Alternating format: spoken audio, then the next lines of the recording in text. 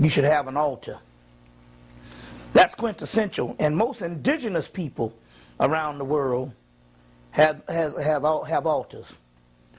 It's only the Western religion factor.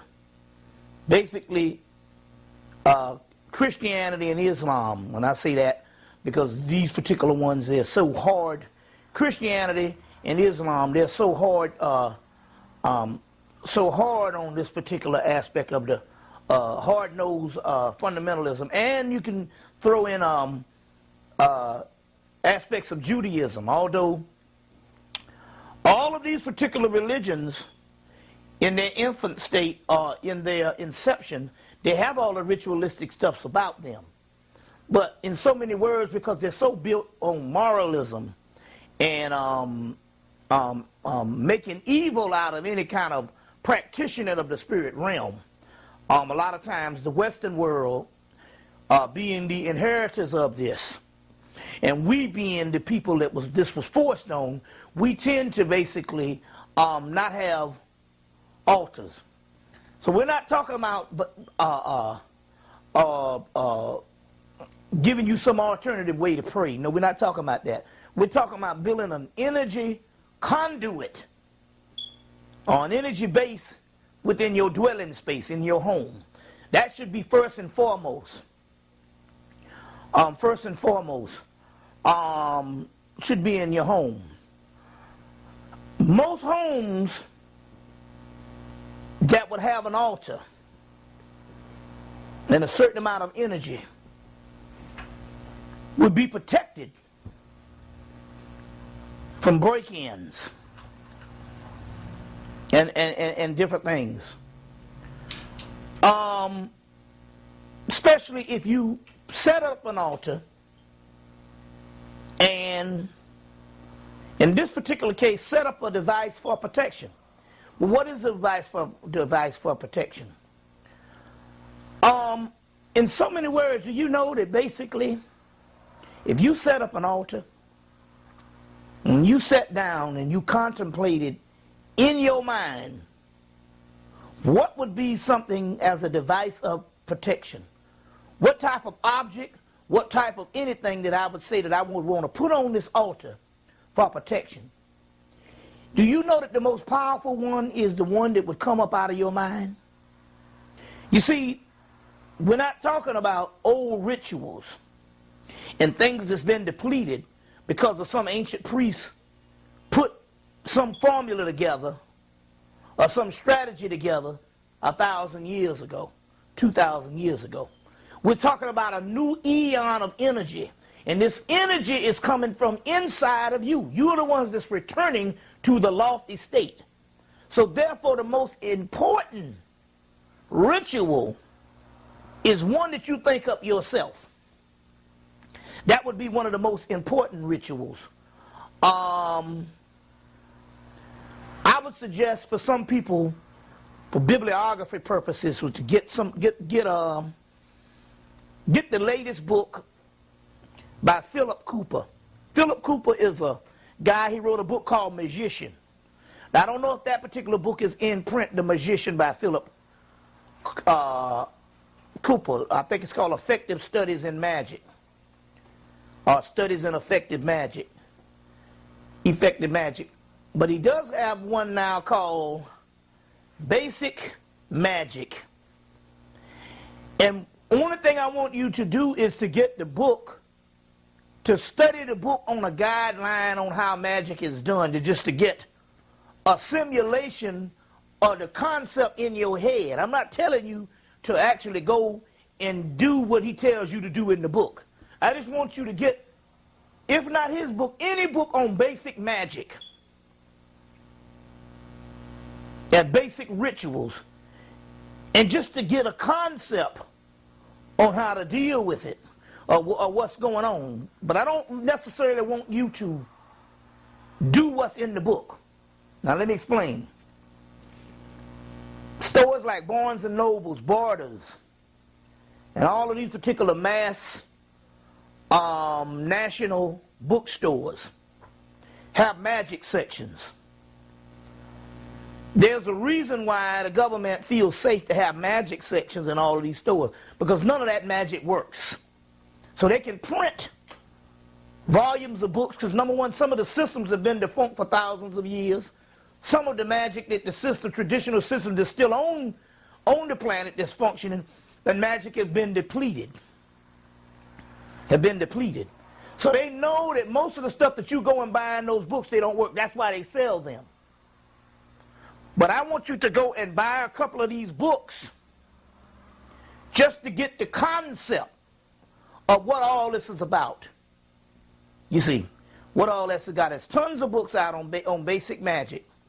And get the concept of what it's about. After you get a basic premise in your mind, then I want you to go in and start making up the rituals based on your own self. Anybody can do it. You just do what comes in your mind and have enough faith or have enough confidence in your mind to know that it's authentic. And do the ritual that way. So basically, dealing with the altar, we're talking about draping some type of cloth over something in your house. And the first two things after you drape the cloth is to start with 2 candles. We tell people these days to always deal with 7-day candles. Hand me that candle over there so that the people would know what this is. Deal with 7-day candles. Deal with 7-day candles.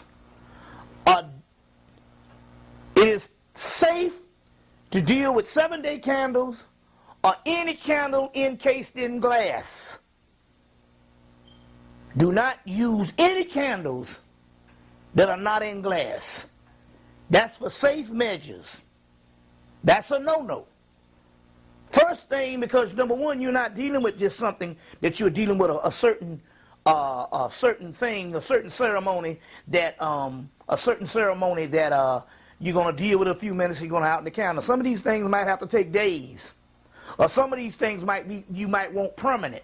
But if they're encased in glass, they're safe. That's the first thing. So you want to start with draping something over something wooden, preferable, but anything, a speaker, a table, or anything, and making your own personal altar, and start with either 1 to 2 candles. It could be 1, but 1 to 2 candles for 7 days.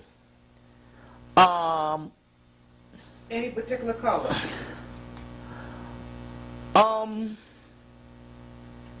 At this time, I think that the most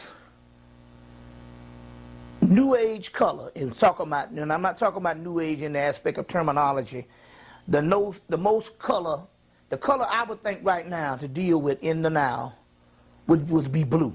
I would think that blue would be one of the key colors.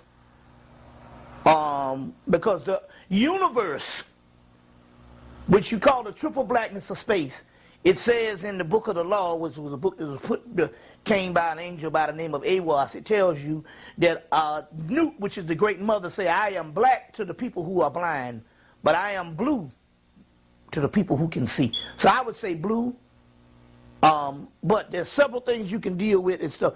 Red is a great time for a lot of high energy. White is always good. Green is good for money. You see what I'm saying? Green is good for money.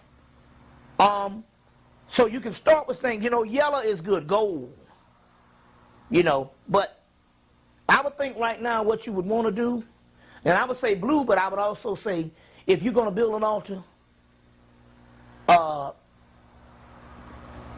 take the color that you like. Everybody got a favorite color.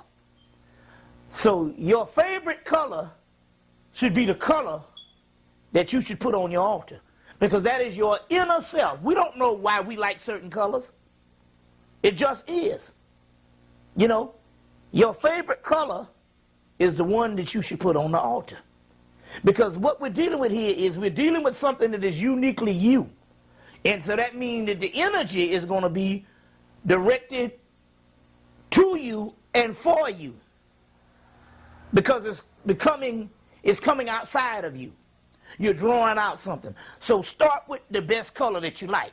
So I said blue, but you might like pink. But it's a great color. It's the color of the goddess Urzuli in the Voodoo. You might like yellow. Well, that's the color of the goddess Oshun in Yoruba.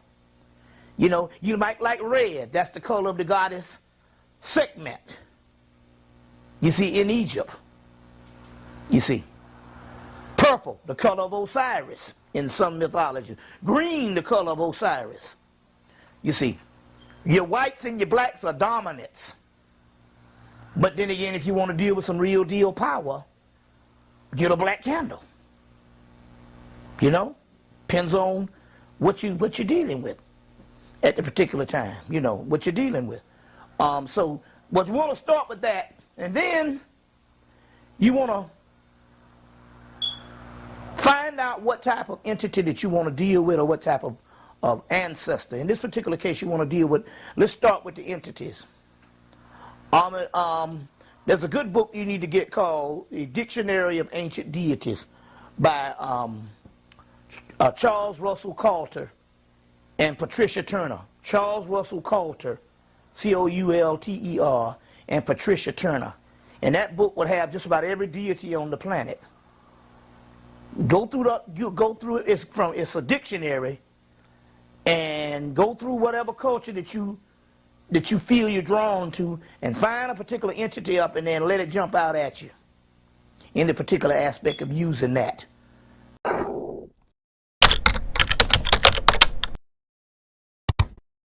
Nobody talks about you, then you